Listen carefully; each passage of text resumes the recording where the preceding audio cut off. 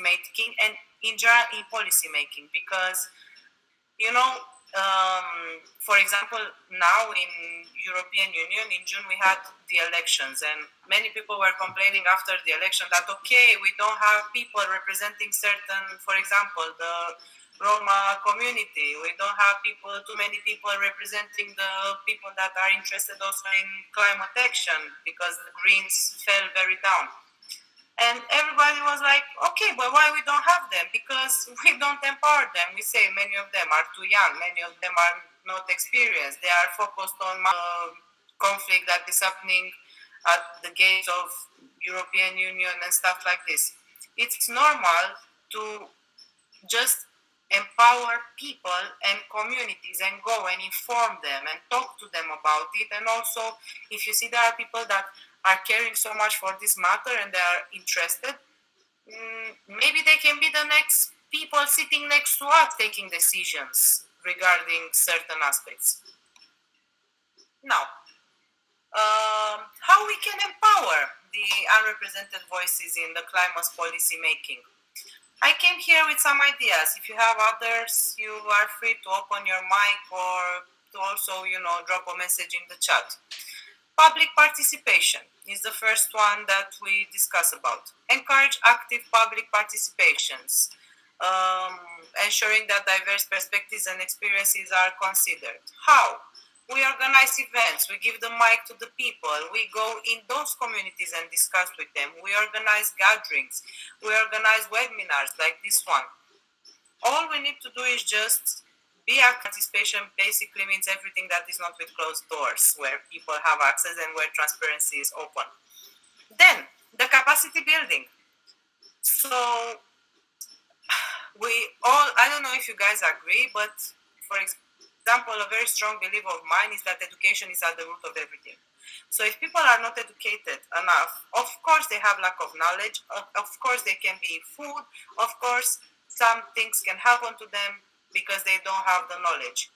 But there are ways and means in which, not only decision makers, also NGOs, activists, everybody can share resources and can provide trainings to some marginalized communities or to people that they see they have a particular interest in a topic.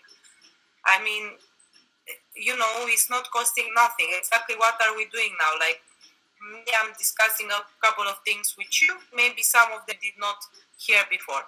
But if a sparkle, after this conversation, you guys have a sparkle, have an idea about, I don't know, have a small fire that started in you, a seed, that you want to do a change in your community or you want to do something about it, then I won and we did the right thing. And we all won in the end. And last but not least, the community-led initiatives, like support and invest community-led initiatives, solutions tailored to their unique needs and context. Exactly as I said, support that is interested in that, share his event on your Instagram. Maybe you have 1,000 friends that are not interested. Maybe one is interested. If that one brings another friend, we already won 2, apart from 0. Now, which are some collaborative approaches to climate justice that we are encouraging people to develop partnerships? Exactly as I was discussing before with the guys, I was saying that I think it would be very good, since we have this, me upcoming and discussing with you about this aspect. Maybe in future we can make a partnership and we can help educating not only my place or your place, we can help educating a couple of other people, and maybe us will also be more educated and understand some of the needs. Maybe the other people will also be educated and understand some of the needs, and maybe together we can, I don't know, have a project that will resolve some issues.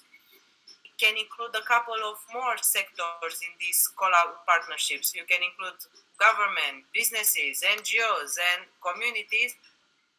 And also, let's not forget about the people, like the civil society. I mean, there are many civil society persons in the civil society that want to be involved, and they simply don't want necessarily to be part of an NGO or to the government or whatever, but they really want to be involved. They want to share. They want to, I don't know, appear in that TikTok trend.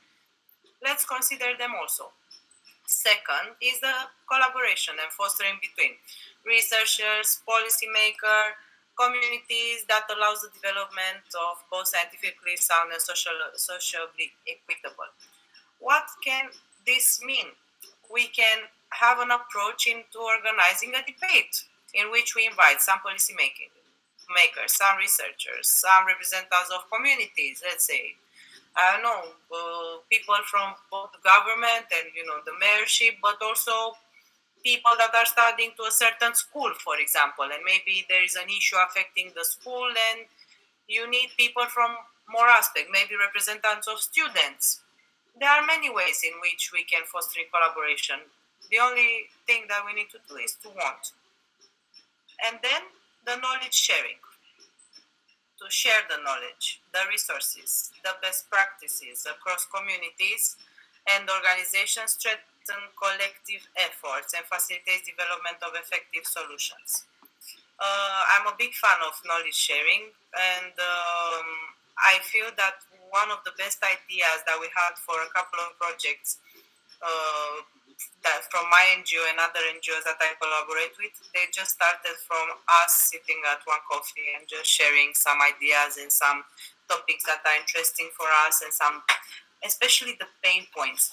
I don't know if you realize by now, but when people have a pain point, their drive is different. And when you have a drive and you have a pain, it's easier to do things happening and to come with innovative ideas. And if you gather around you people that are having the same interest with you, maybe they are not necessarily being part from the same school or the same location and so on.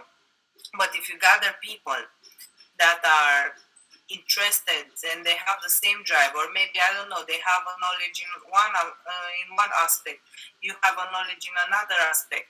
This is how great initiatives are being born to, because me, I come with my knowledge. You come with your knowledge, your experience. Maybe you know how to code. Maybe I know how to talk. Maybe the other person knows how to make the graphic design.